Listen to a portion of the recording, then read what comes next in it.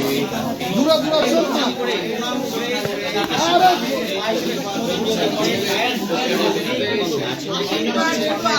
দেবো আজকে, আশীর্বাদ দেবো। ধর্মকে রক্ষা করো, দেশকে রক্ষা করো, শুভ বুদ্ধি হোক।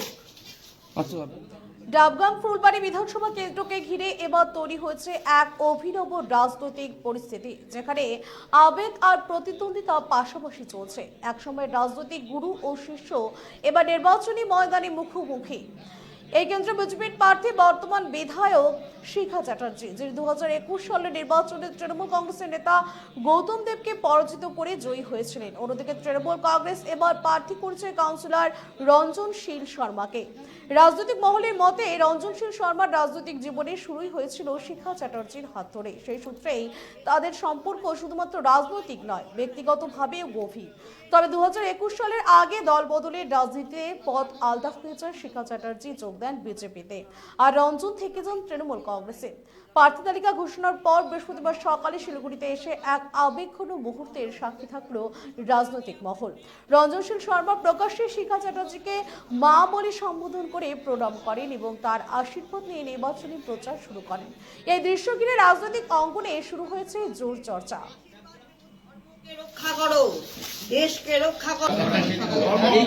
এটা তো ধর্ম অধর্মের লড়াই, ধর্মের লড়াই, দেশ রক্ষার লড়াই।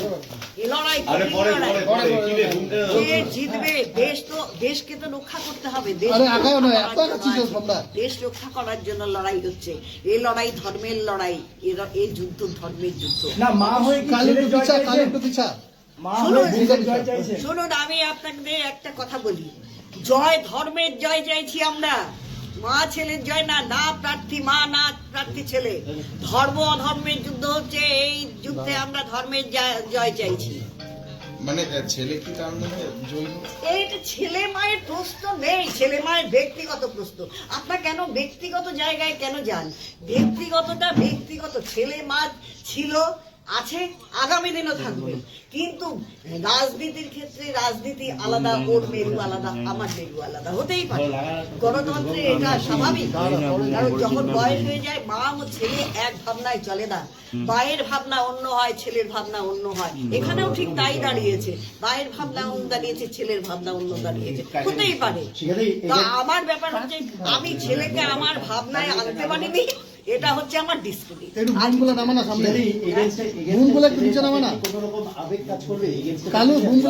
রাজনীতিতে কোনো আবেগ নেই, রাজনীতির কোনো আবেগ হয় না। মা মাই থাকে, সন্তান সন্তানই থাকে। এখানে সন্তান সন্তানই থাকবে আগামী দিন।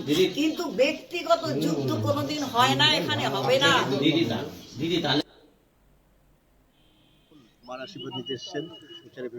বেরোনোর আগে নিয়ে এসে আজ থেকে শুরু করছি প্রচার।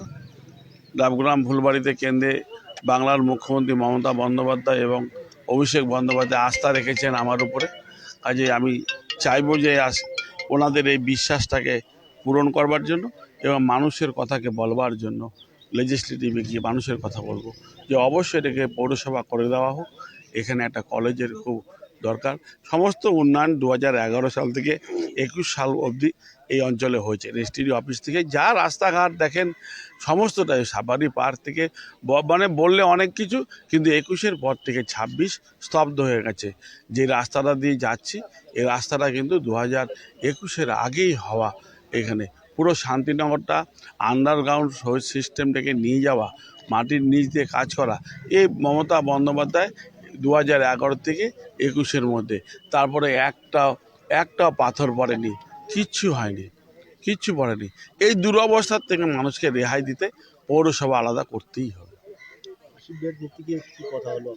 না, কথা শুধু ওইটুকু, ওনার পা ছুঁয়ে আশীর্বাদ নিলাম। ওনার অন্তর আত্মা নিশ্চিতভাবে আশীর্বাদ করেছেন, আমি জয়লাভ করবই।